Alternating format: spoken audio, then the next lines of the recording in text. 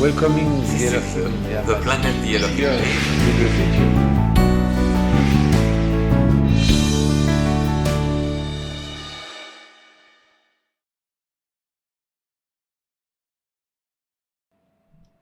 Je suis très honoré de parler aux gens de Kama. Vraiment, c'est une immense émotion pour moi de parler aux gens de Kama. Je parle aux gens d'Amérique, d'Europe, d'un peu partout d'Asie, mais Kama c'est spécial. Pourquoi? Eh bien pourquoi? Vous savez pourquoi? Rappelez-vous, les Elohim arrivent sur Terre. Il n'y a pas de pays. Ils font des continents. La Terre est entièrement recouverte d'eau, et grâce à des technologies très avancées, qu'on peut comparer en étant primitif dans les mots à des bombes atomiques, mais c'est beaucoup plus fort que ça, ils font émerger des continents. Et parmi ces continents, ils en choisissent un, le plus beau. Évidemment, quand on a le choix, on choisit le plus beau. Et il s'appelle Kama. Visualisez bien ça. Ils arrivent du ciel et ils atterrissent, c'est le mot, on ne peut pas atterrir sur la Lune, on peut allunir. Ils atterrissent à Kama. Et ils font le premier laboratoire pour créer la vie, pour créer toutes sortes de formes de vie. Des choses qui vont vivre dans les océans, des choses qui vont vivre des animaux, des plantes. Et à la fin, ils créent les premiers humains. Adam et Ève. C'est la vérité absolue. Et je l'ai déjà dit et je le répète, mais avec un plus grand bonheur quand je vous parle. Ils étaient noirs. Adam et Ève étaient noirs de peau. Seulement la peau, hein. Parce que bon, on fait des différences. Il y a des racistes qui font des différences pour le derme, la peau. Je rappelle, parce qu'il faut le dire, ces gens-là, ils sont tellement bornés qu'ils se rendent pas compte que sous la peau, on a la même couleur tous. Hein? C'est rouge, parce qu'il y a du sang qui circule. Si vous enlevez la peau des noirs, des blancs, des jaunes, on est tous la même couleur. Il y a une petite couche minuscule de peau qui fait qu'il y en a des noirs, des jaunes et des blancs. Mais c'est comme la peau sur le lait, quand vous faites bien, il y a une petite peau. C'est ça, c'est la peau. Mais à l'intérieur, le cerveau, le cœur, tous les organes, on est tous de la même couleur.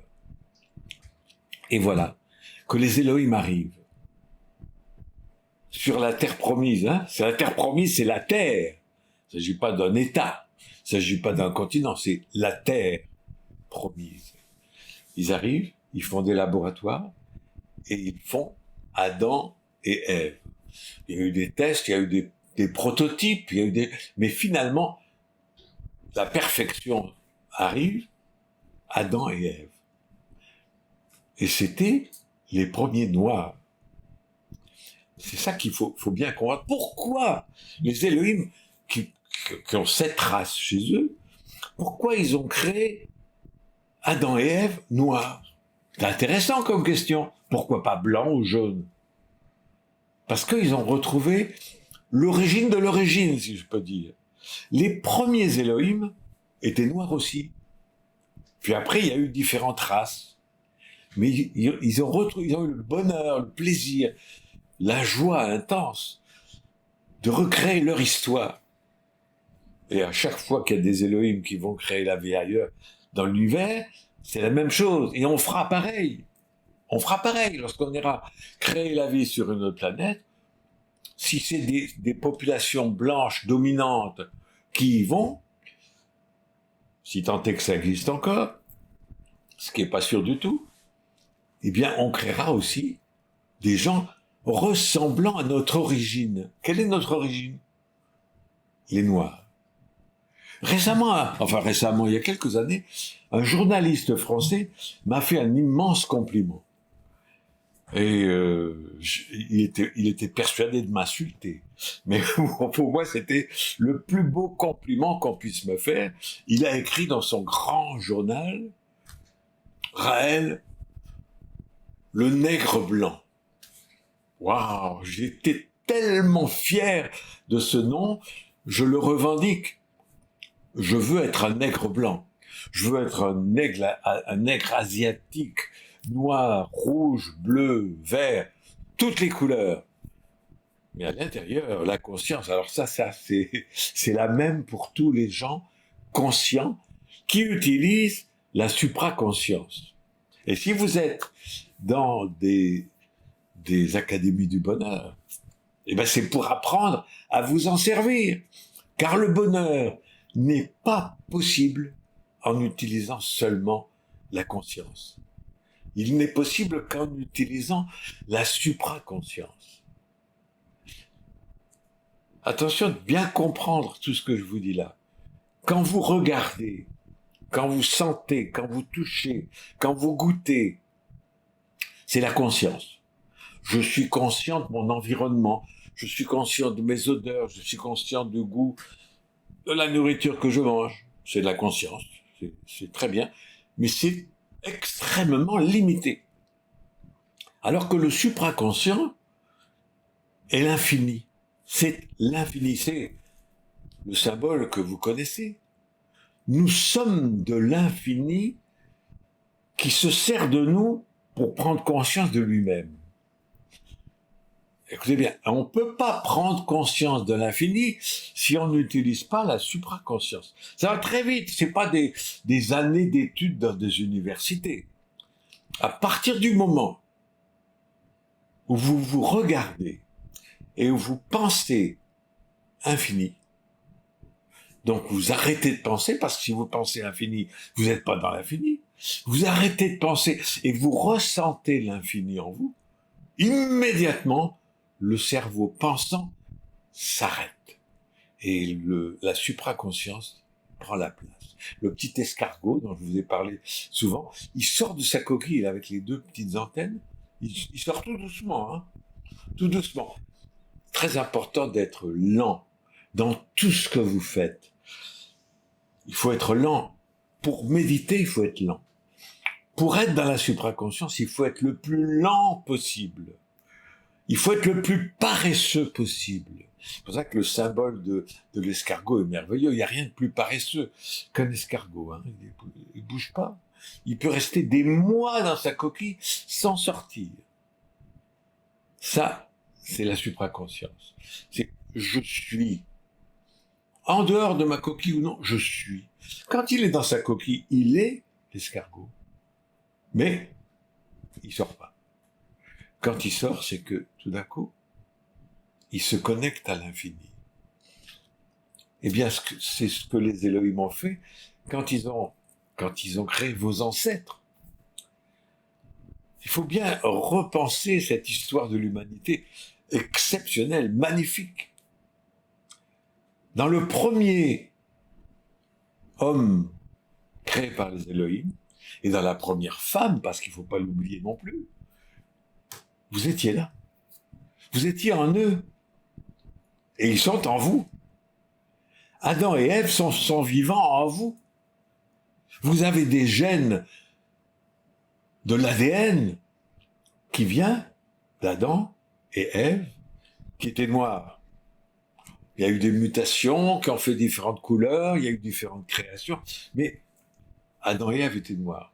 Et c'est pour moi, je peux pas dire une joie, les mots sont pas assez forts pour dire ce que je ressens quand je parle aux gens de Kama.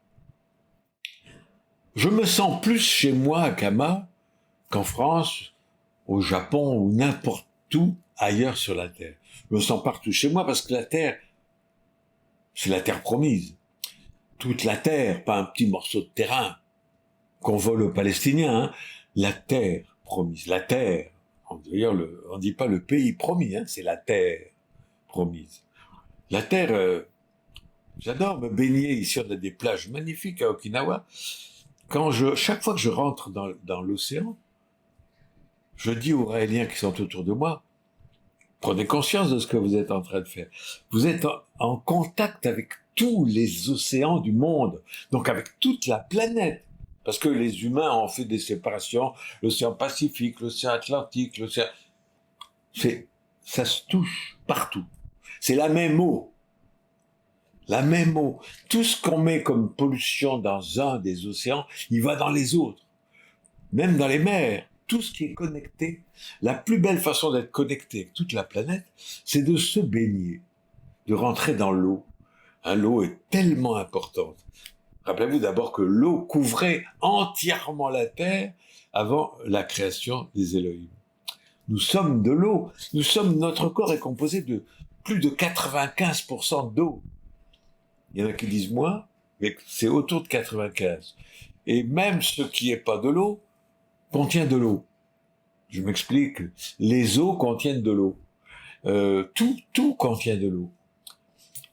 Certains médecins qui disent qu'il faut boire beaucoup d'eau. Oui, c'est vrai, mais nos organes produisent de l'eau. Ça, peu de gens savent ça, à part des médecins très avancés. Nous avons différents organes qui produisent de l'eau, parce qu'on a besoin d'eau pour être vivant. Notre cerveau, le siège de la conscience, et surtout de la supraconscience. Notre cerveau, faut pas s'imaginer, c'est un diamant, c'est de l'eau. Notre cerveau est composé de plus de 95% d'eau. Nous avons un cerveau liquide. D'ailleurs, on peut le voir avec certains appareils très très avancés. Lorsqu'on fait on pourrait appeler ça un genre d'échographie, mais c'est plus complexe, on peut voir que le cerveau, quand vous tournez la tête, il tourne mais décalé. Lorsque vous avez un choc, le cerveau il bouge à l'intérieur. C'est pour ça que vous pouvez avoir en cas de choc, de grand choc, ce qu'on appelle un traumatisme crânien. Pourquoi ? C'est pas le coup sur la tête qui va faire un bleu, c'est pas ça. C'est à l'intérieur du crâne, votre cerveau il va bouger, il va venir heurter l'os, et vous allez avoir un bleu au cerveau. En gros, c'est une image. C'est ça un traumatisme crânien. Donc, notre cerveau, notre conscience, notre supraconscience sont liquides. C'est intéressant. Mais c'est une des premières choses qui se dissout quand on meurt, c'est le cerveau. Parce que c'est liquide. Nous sommes de l'eau. C'est vrai qu'il faut boire, oui, et il faut faire pipi aussi, mais nous sommes de l'eau. Mais de l'eau consciente, et que nous devons rendre supraconsciente. Nous sommes exactement comme les Elohim. Ils sont comme nous. Ils nous ont créés à leur image. Ça veut dire qu'ils sont faits aussi d'eau. L'eau, c'est l'élément le plus important dans l'univers. L'oxygène, l'hydrogène, enfin ça, les scientifiques qui s'occupent d'astronomie et de physique savent, l'univers c'est de l'eau. Et on cherche partout de l'eau, on cherche et on s'aperçoit que sur Mars, il y a de l'eau, sur la Lune, il y a de l'eau, mais il faut la chercher, il faut aller en profondeur. Le liquide, c'est ce qui fait la vie. Donc, les Elohim, quand ils ont choisi la Terre, ils ont choisi une planète qui avait énormément d'eau. Vous savez, il y a des gens qui se sont amusés, vous pouvez le trouver sur Internet, à faire une image de la Terre et à faire une image, une petite boule de toute l'eau qui existe sur Terre. Et la Terre, c'est en gros, vous pouvez dire, un potiron, une citrouille, c'est énorme. Eh bien, la quantité totale de l'eau sur Terre serait l'équivalent d'une cerise. C'est pas beaucoup, hein, mais c'est très plat, très très réparti. Mais si vous groupez tout ça, c'est gros comme une cerise. Si la Terre est grosse comme un potiron, c'est très peu. Et nous avons besoin de ça. Notre conscience est liquide. Et c'est intéressant de faire le rapprochement de l'eau et de la conscience et de la supraconscience. On dit les gens qui pensent bien, ils ont une pensée très fluide. Fluide, c'est l'eau. C'est un fluide. Quelque chose qui s'écoule. Comme le temps. Nous passons dans le temps comme de l'eau qui s'écoule. Alors, cette émotion en Kama, en y allant, en posant le pied sur la terre. Oui, j'aime beaucoup aller à Kama, mais Internet, c'est pareil. J'ai pas besoin d'aller mettre mon pied sur la terre de Kama. Parce que la terre de Kama et la terre du Japon, c'est la même. Hein, par en dessous, là, ça se rejoint. C'est la même terre. En France, en Alaska et à Kama, c'est la même terre. Il y a des petites couches d'eau. Puis ben, on prend un petit bateau et on va et on dit. Et les gens, je vois des présidents et des chefs d'État, ils se baissent pour baiser le sol des pays où ils vont. Bon, j'ai jamais fait ça et je le ferai jamais. Parce que pourquoi je baiserais le sol qui est à côté d'Abidjan quand c'est le même sol qui est à Okinawa ou à Tokyo ou à Paris? C'est le même sol. Ça, le sol, la terre est une. La terre, c'est la terre. Donc, il y a des séparations géographiques, politiques. Politique, on en reparlera, c'est le plus important. Mais nous sommes sur une petite boule de matière qui circule dans l'univers, recouverte d'une fine pellicule d'eau, et recouverte d'une autre fine pellicule qui est l'atmosphère. L'atmosphère, c'est ce qui nous permet de résister, d'exister, de respirer, d'être vivant. Et ça, c'est tout petit, hein, parce que les gens s'imaginent l'atmosphère, c'est grand, c'est... Non! Vous visualisez la Terre de très loin.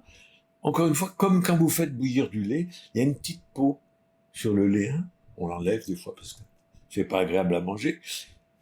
L'atmosphère de la Terre, c'est exactement comme la petite peau sur le lait. C'est tout petit! Et la nuit, hein, moi j'adore la nuit. Vous regardez les étoiles. En ce moment, surtout, c'est merveilleux. Le mois d'août, c'est merveilleux. Il y a énormément de ce qu'on appelle des étoiles filantes.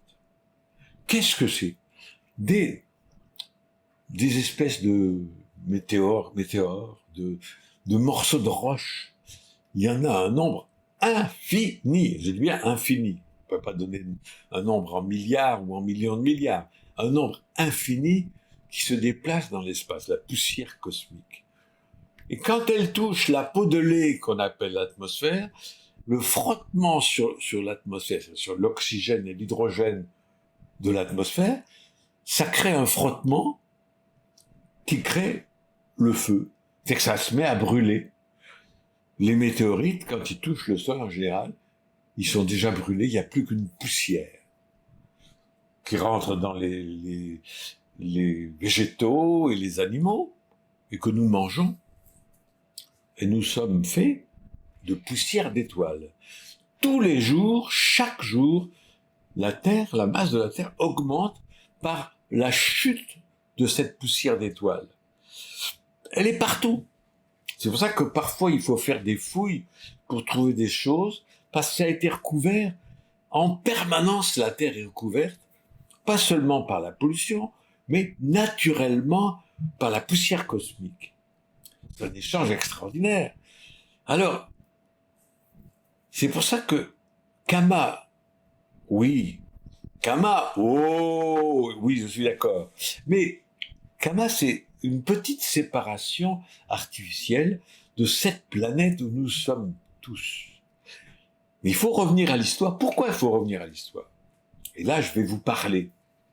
Je vais vous parler aux gens de Kama, parler aux Kamites. Soyez fiers d'être ce que vous êtes.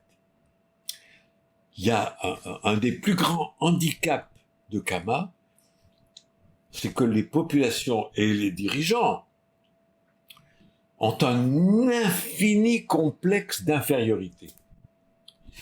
Savamment diffusé, instillé, orchestré par les colonisateurs. Mais il y a ce sentiment. Je me souviens d'être allé dans un village quand j'allais en Afrique. Oh ben les Blancs ont tout inventé. Nous, on est des petits Noirs, on ne pourra jamais les égaler. C'est tellement drôle d'entendre ça. J'étais mort de rire quand j'entendais des petits Africains dire les Blancs ont tout inventé. C'est complètement faux. Prenons les choses depuis le début. Lorsqu'il y avait des premières populations noires à Kama, noires automatiquement, eh bien, ils ont créé une culture, des religions, des cultures exceptionnelles, très avancées, qu'on peut retrouver un peu partout en Afrique. On cite toujours les Dogons avec leur carte du ciel, mais ben, c'est partout, c'est pas seulement ça. Maintenant, on commence à comprendre que les grands pharaons égyptiens étaient noirs, mais ça vient, c'est rien. Toute l'Afrique, tout Kama était le centre du monde. Je dis bien le centre du monde parce que c'est là que naissaient toutes les philosophies, toutes les sciences, toutes les choses merveilleuses qu'après, les colonisateurs ça les dérangeait. Ça les dérangeait énormément. Ça venait casser leur complexe de supériorité.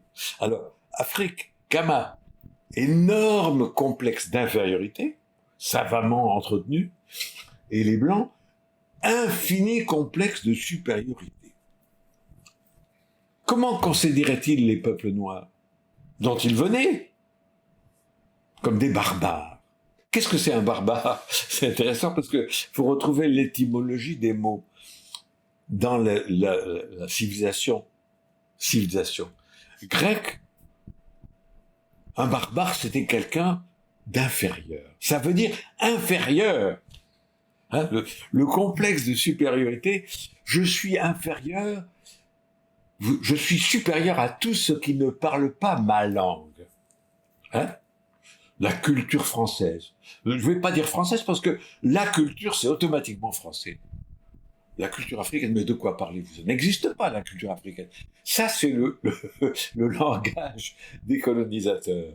Et ils sont arrivés, et ils ont vu, les premiers qui sont arrivés, ils ont vu des empires, des architectures extraordinaires, ils ont vu des religions extraordinaires, des richesses fantastiques, et tout d'un coup, leur sentiment de supériorité en a pris un coup énorme.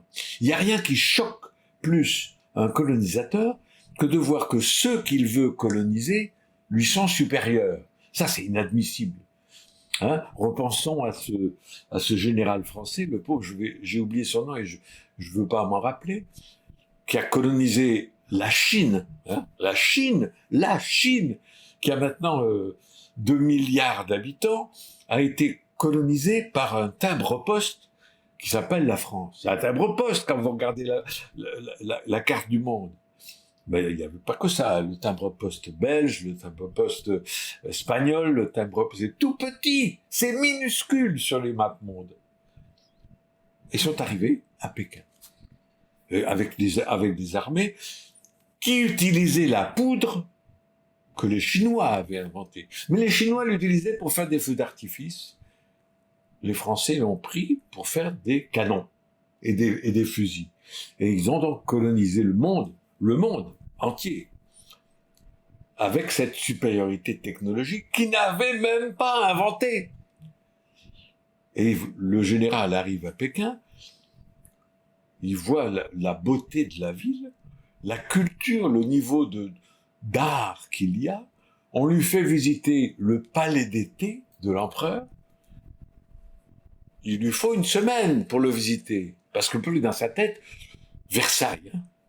Versailles, c'est une niche à chien à comparer au palais d'été de l'empereur de Chine. C'est un petit château. Et il est sûr de lui, Versailles, la culture française. Et tout d'un coup, il met une semaine à visiter le palais d'été de l'empereur de Chine. Il ne peut pas supporter ça. C'est insupportable. Donc, il demande à l'armée de tout brûler. Ça brûle pendant 3 semaines, parce que c'est tellement grand que ça peut pas brûler en une journée. Ça prend 3 semaines pour brûler. Parce qu'il y a tout dedans. Il y a des poteries, des porcelaines, des soieries, des œuvres d'art, tout.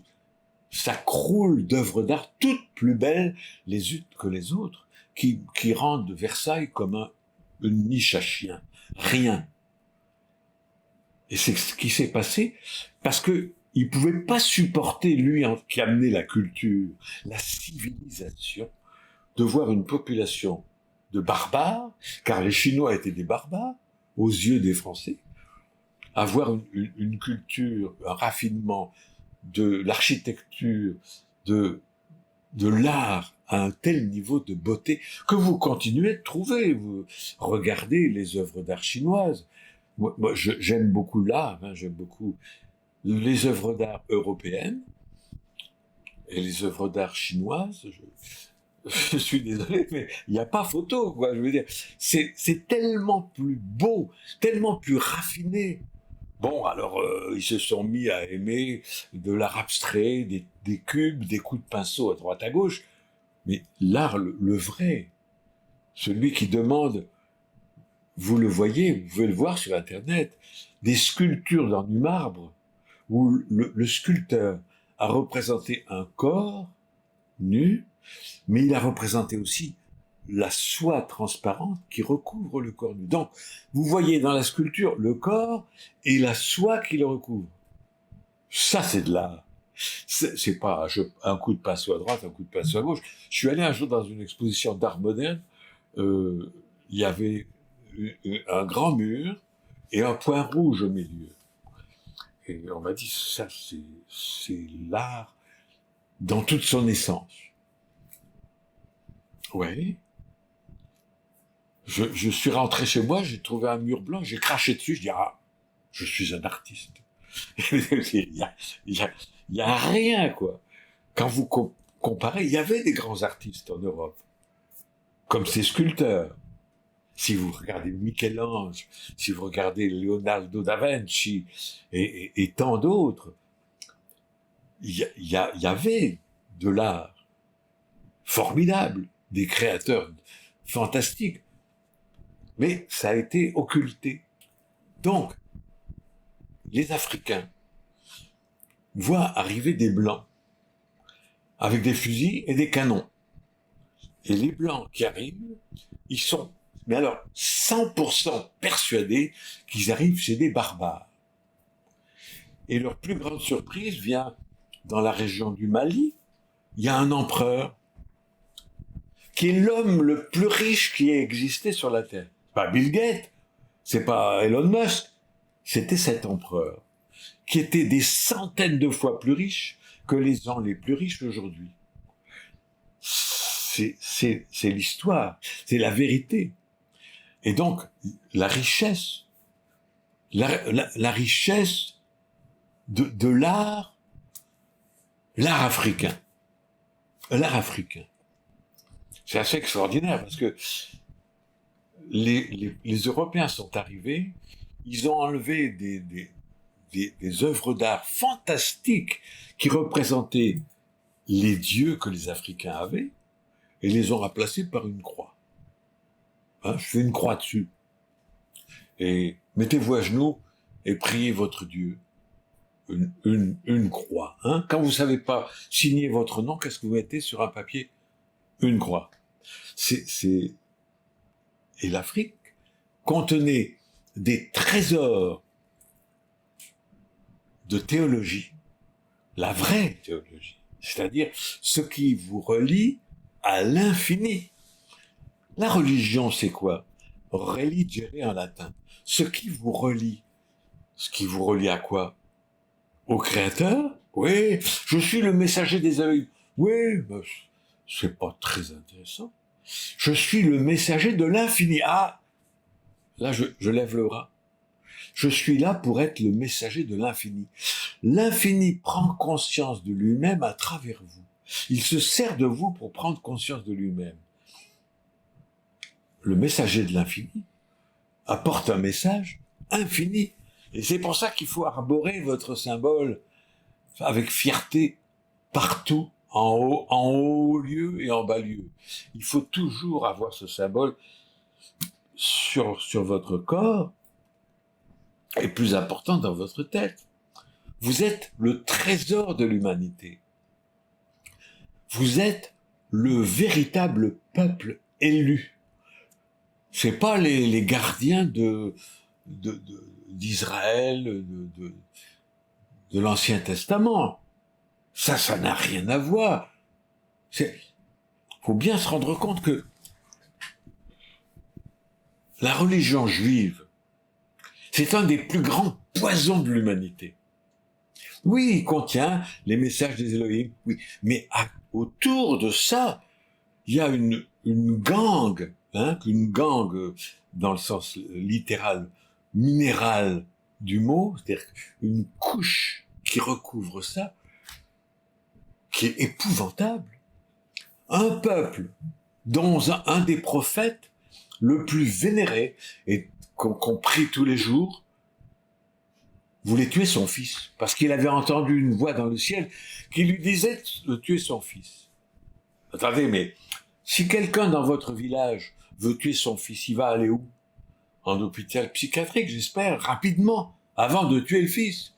Non seulement il voulait tuer son fils, mais il s'était coupé le sexe avant. Non, mais attendez, si ça arrive chez votre voisin, vous appelez la police, quoi. Et c'est Abraham.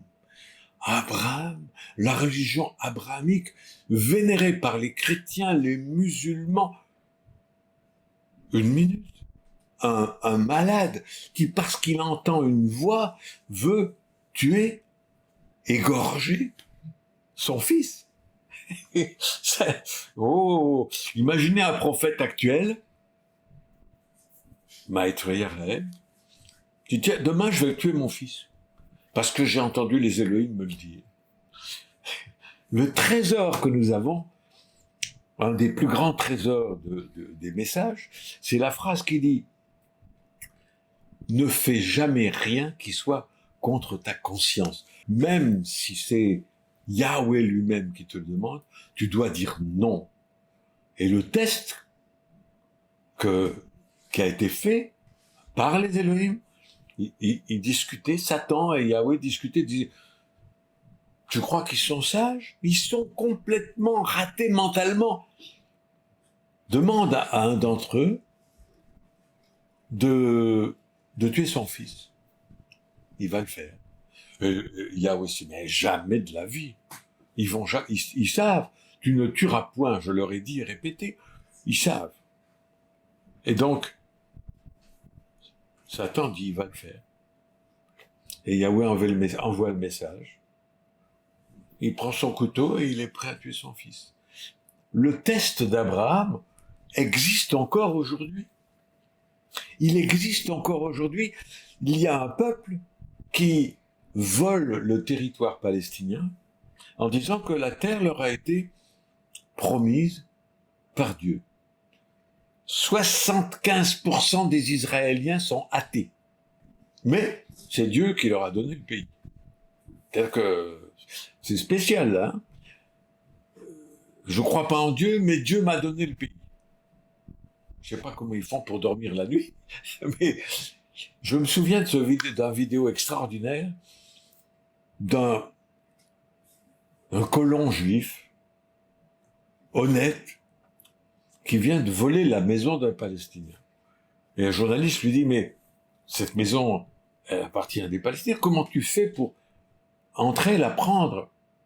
Et il répond, si c'est pas moi qui la prends, ça sera un autre.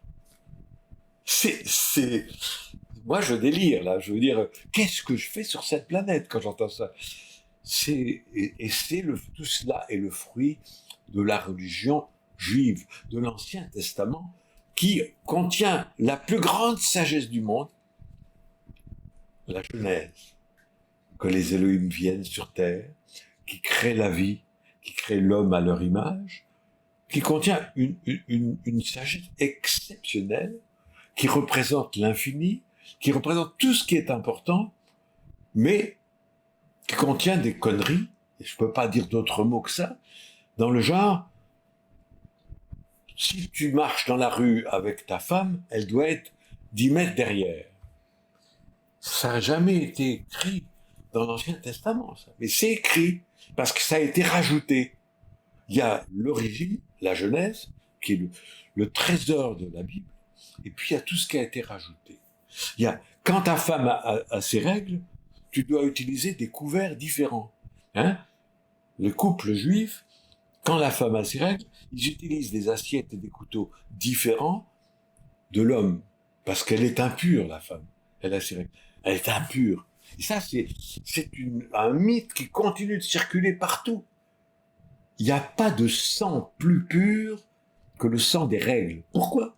C'est le sang qui est fait pour nourrir le bébé. Hein? Il est à la base fait pour nourrir le bébé qui va naître. Donc, considérer le sang des femmes qui ont leurs règles comme quelque chose d'impur, c'est une insulte à la vie, quoi. Et je sais qu'il y a encore des tribus qui ont les hommes qui ont leur maison, ensuite il y a les cochons, et ensuite, plus bas, il y a les femmes qui ont leurs règles. Qu'est-ce que je fais ici? Je rêve. S'il vous plaît, emmenez-moi, quoi.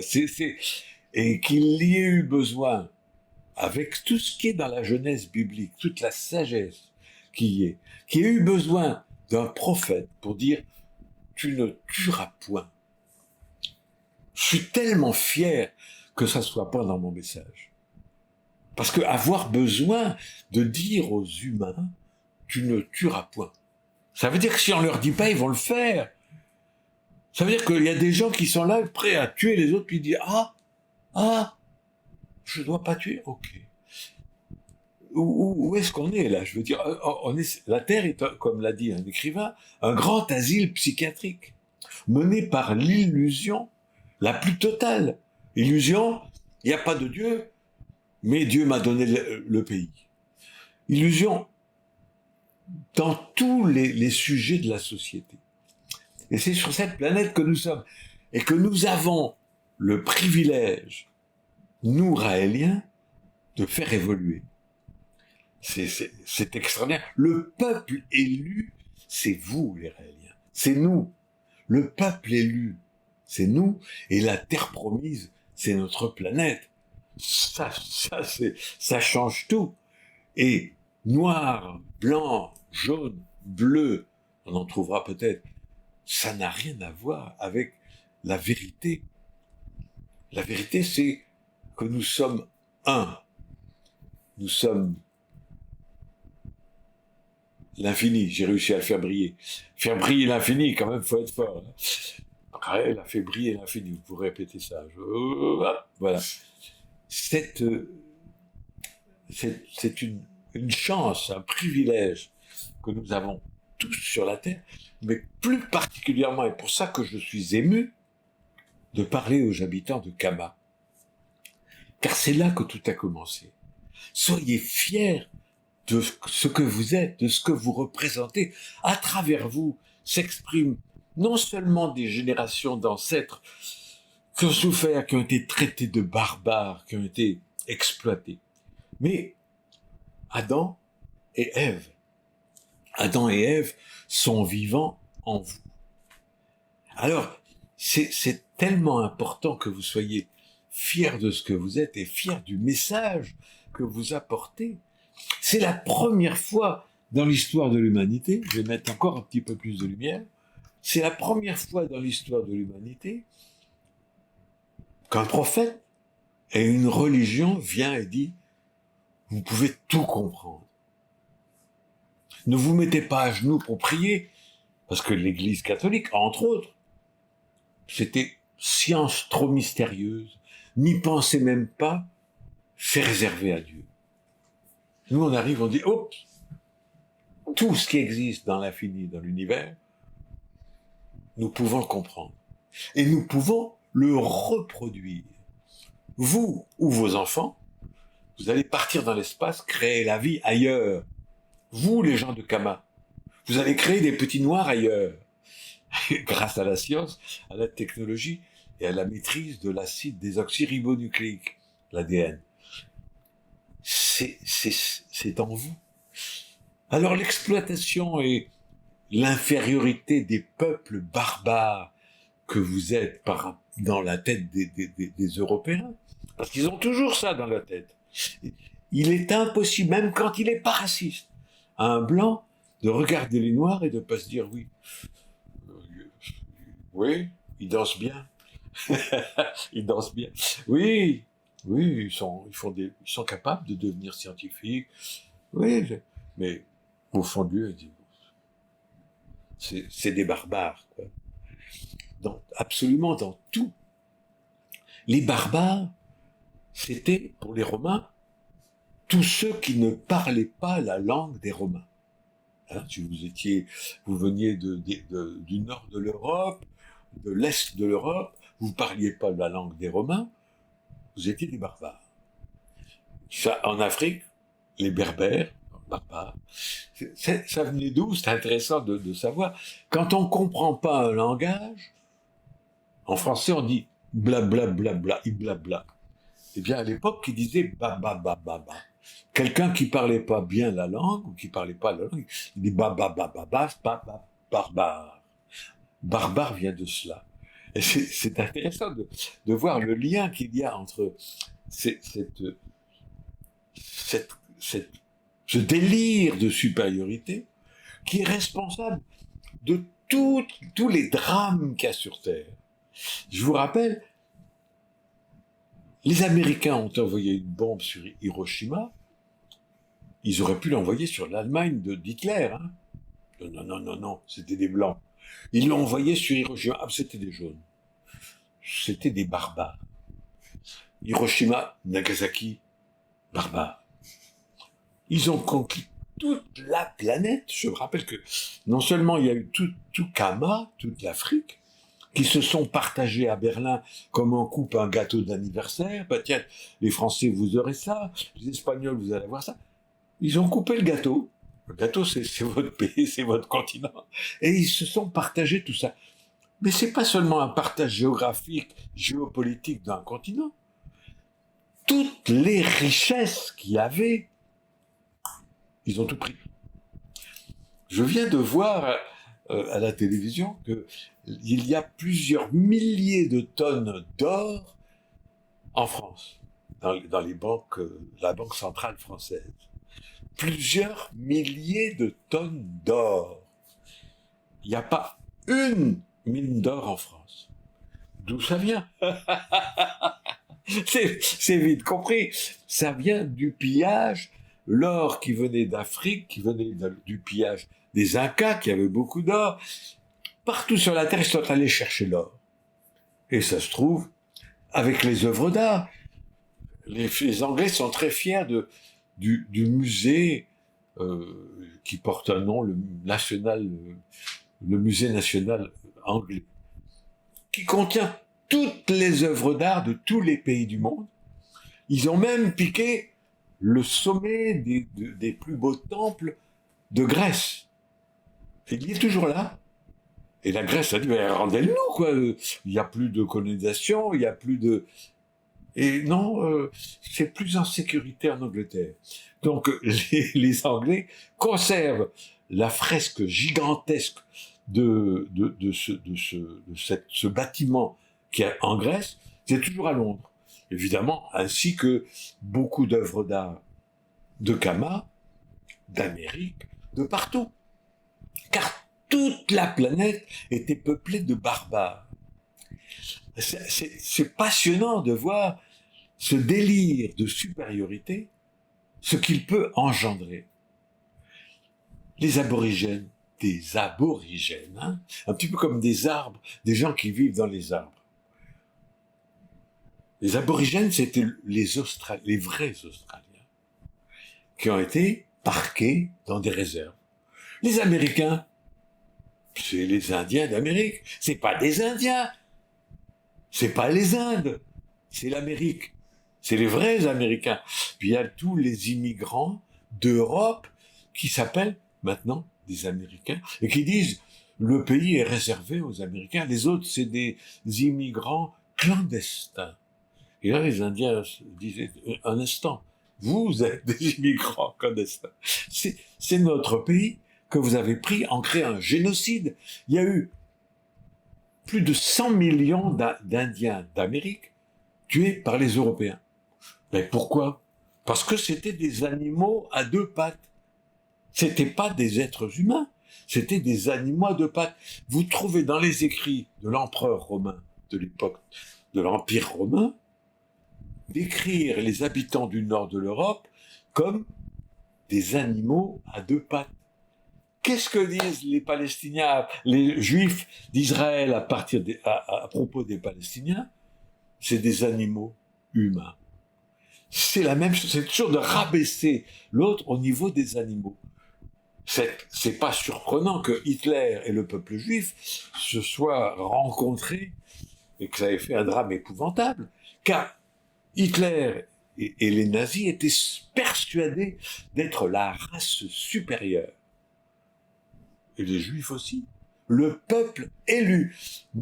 Et dans la tête d'un juif, un vrai juif, qui est vraiment éduqué à être totalement dans son petit carré, là. Tous les non-juifs sont faits pour être ses esclaves. C'est écrit. Je suis pas en train d'élucubrer. Allez lire la Torah, allez lire les écrits religieux juifs. C'est écrit. Ceux qui sont pas juifs, ils sont faits pour être nos esclaves. Oh, oh, c'est pas les Européens qui parlent des Africains, là. C'est les Juifs qui parlent de tous les non-juifs. Et ça, c'est enseigné dans les écoles. Non seulement c'est enseigné dans les écoles, mais les enfants le croient. Et ça fait des gens qui grandissent et qui, au nom d'un pays imaginaire, Israël, vont tuer tous les Palestiniens, vont larguer des bombes. La totalité des bombes larguées sur Gaza est bien plus puissante que la bombe d'Hiroshima. Mais personne n'en parle.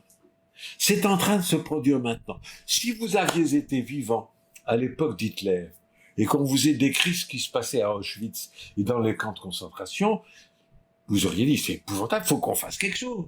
Et vous l'auriez fait. Mais là, c'est maintenant.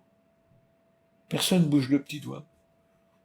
Quelques protestations gentilles, politiquement correctes, et c'est en train de continuer maintenant. Alors, il faut bien comprendre que ce sentiment de supériorité du blanc sur le noir,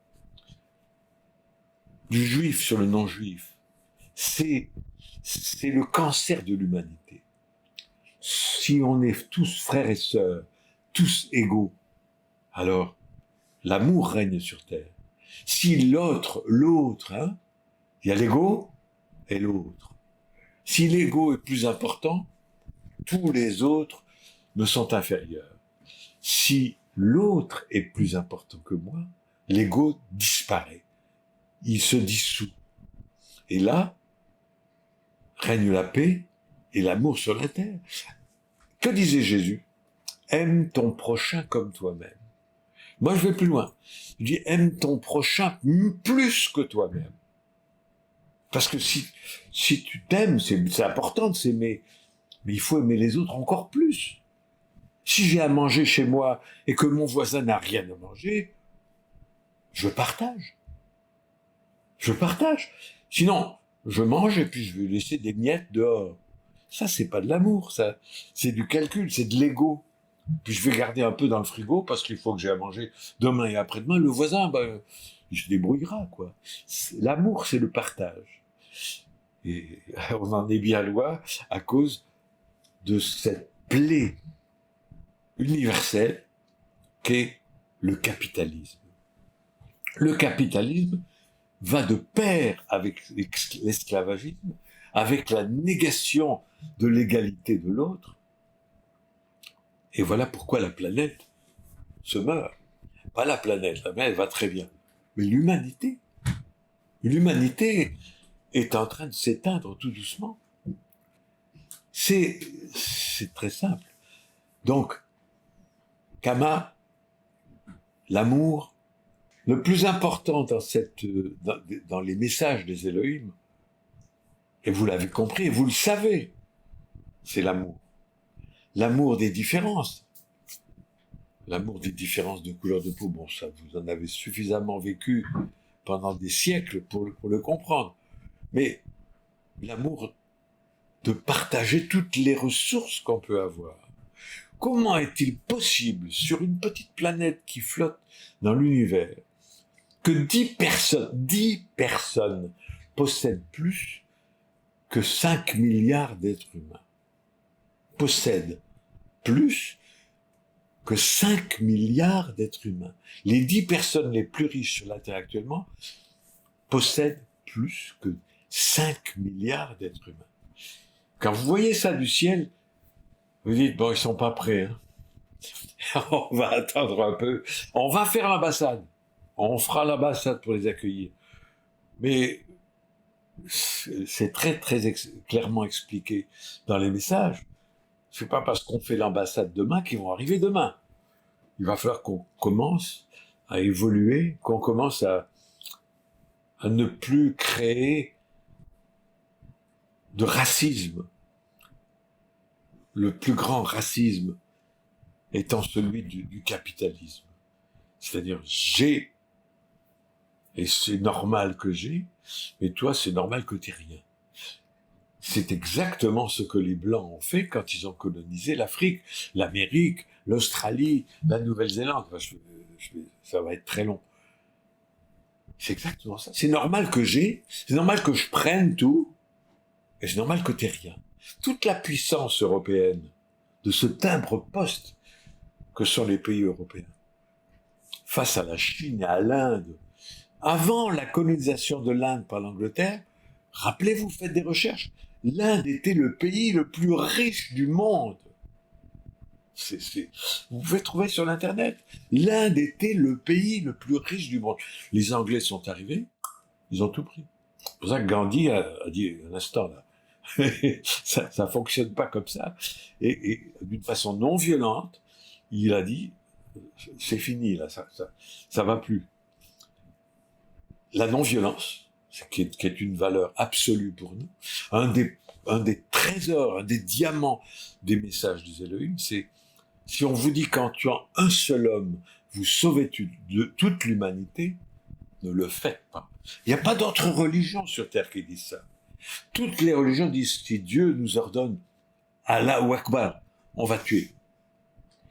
Nous, on est les seuls sur la planète qui disent, même si Yahweh vient lui-même et vous dit, en tuant cette personne, vous allez sauver toute l'humanité, il faut refuser. Oh, là on parle d'homme à homme, là on peut se tenir sur nos jambes comme la Bible dit, fils d'homme, tiens-toi sur tes jambes. Regarde cet univers, c'est à toi. Cet univers est à nous. Autant qu'aux Elohim. Les Elohim ne possèdent pas plus l'univers que nous. C'est extraordinaire. Tout d'un coup, nous avons des créateurs qui nous traitent d'égal à égal. J'y reviens, je le fais briller encore. Ah ouais, j'ai trouvé l'angle. C'est la religion des religions, l'infini. Alors voilà, avant de commencer votre Happiness Academy, votre Académie du Bonheur, ayez toujours ça à l'esprit. Je suis. Hein, ça c'est la méditation. Je suis. Je suis Adam et Ève. Imaginez que vous êtes les premiers humains sur Terre. Qu'allez-vous faire de la planète? C'est à vous de jouer.